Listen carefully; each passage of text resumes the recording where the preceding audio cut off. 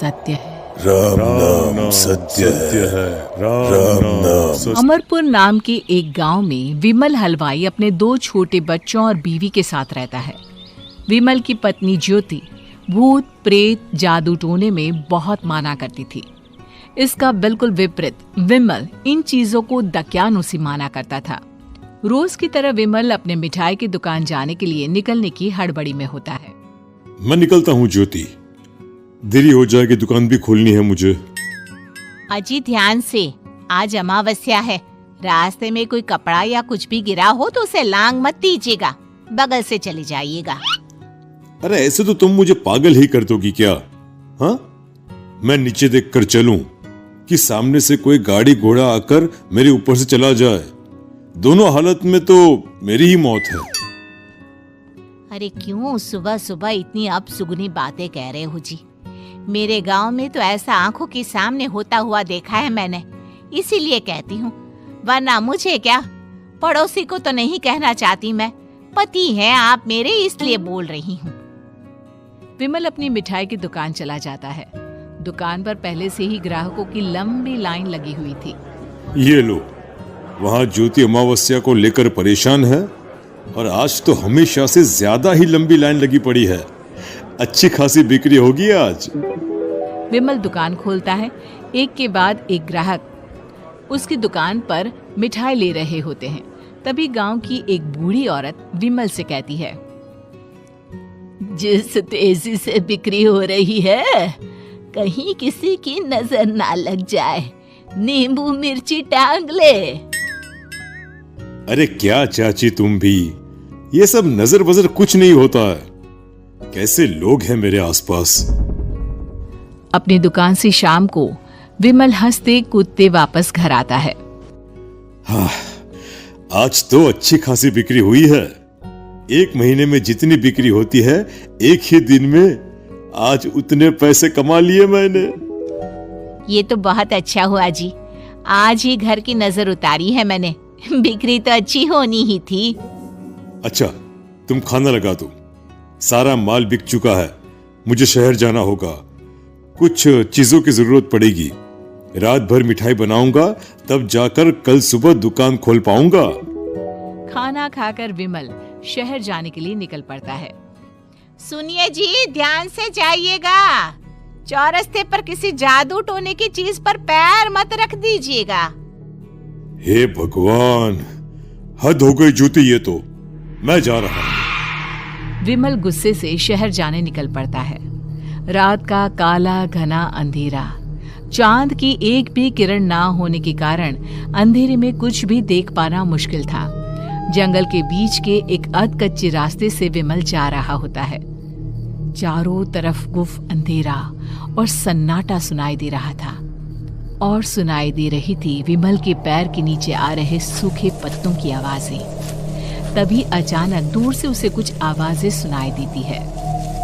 अरे, ये इतनी रात को जंगल के रास्ते कौन जा रहा है? शायद कोई टोली होगी। राम नाम सत्य है। राम नाम सत्य है। राम नाम सत्य है। राम नाम सत्य है। धीरे धीरे आवाज कुछ कुछ सुनाई पड़ती है। आवाज धीरे धीरे और नजदीक आती सी लगती है। विमल देखता है कि उसके सामने से सजी धजी सफेद कपड़े में लिपटी एक अर्थी निकल रही है, जिसके साथ 5 लोग ही थे। 4 आदमियों ने उसे कंधा दिया हुआ था। एक मटका लिए आगे आगे बढ़ रहा था। विमल के बिल्कुल सामने आकर अर्थी रुक जाती है। उसमें से एक आदमी विमल से कहता है, अरे भाई, जरा अर्थी को कंधा लगाना, मैं बहुत थक गया हूँ, बड़ी मेहरबानी होगी।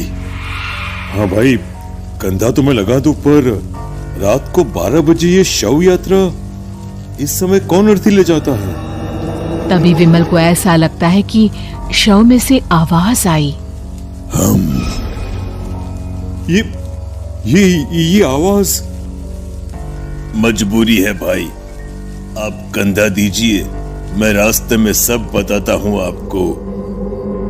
विमल अर्थी को कंधा दिए चल रहा होता है कि उसे ऐसा लगता है कि हाथ में मटका लिए जो आदमी शव के आगे चल रहा है उसके पैर उल्टे हैं। क्या हुआ भाई, हकला क्यों रहे हो? वो आपके साथी के पैर उल्टे। विमल अपनी बात पूरी भी नहीं कर पाता कि वो देखता है कि उस आदमी के पैर तो सीधे ही हैं। अरे नहीं, कुछ नहीं, मुझे शायद वहम हुआ होगा। धीरे धीरे सब आगे बढ़ रहे होते हैं। तब विमल को अचानक लगता है मटके में से एक हाथ बाहर आ रहा है। विमल घबरा जाता है। इसके पहले वो कुछ बोल पाता, कल्लू कहता है, मेरा नाम कल्लू है। हम 6 दोस्त थे, जिसमें से एक को तो तुम सोया हुआ देख रहे हो। इतनी पक्की दोस्ती थी कि जैसे हम सब सगे भाई हैं। पर किस्मत का कोई क्या कर सकता है। आज से 4 साल पहले एक नदी में हम सब नहाने गए थे, जिसमें डूबकर राजेश की मौत हो गई। किसी मजबूरी के कारण हमें उसकी अर्थी को रात को ही शमशान घाट ले जाना पड़ा। हम 5 उसे ले जा रहे थे। 4 साल पहले आप 5 में मैं कुछ समझा नहीं। मंकू अपनी गर्दन पीछे घुमाकर अपनी आंखें बड़ी बड़ी कर बीमल से कहता है, अरे भाई, पूरी कहानी खत्म होने दो, फिर बीच में बोल लेना, ठीक है? तभी रास्ते में एक हादसे में अपने दोस्त के साथ हम सभी मर गए।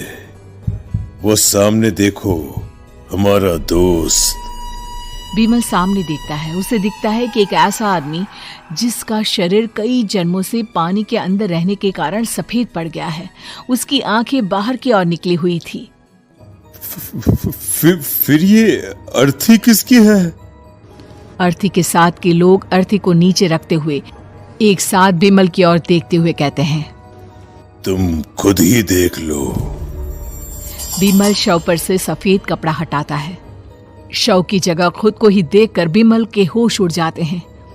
वो शव बीमल की ही थी। पलक झपकते ही बीमल उस अर्थी की जगह पर होता है। 6 के 6 दोस्त उसी तरह अर्थी को उठाकर चलने लग जाते हैं। राम नाम सत्य है। राम नाम सत्य है। राम नाम सत्य है।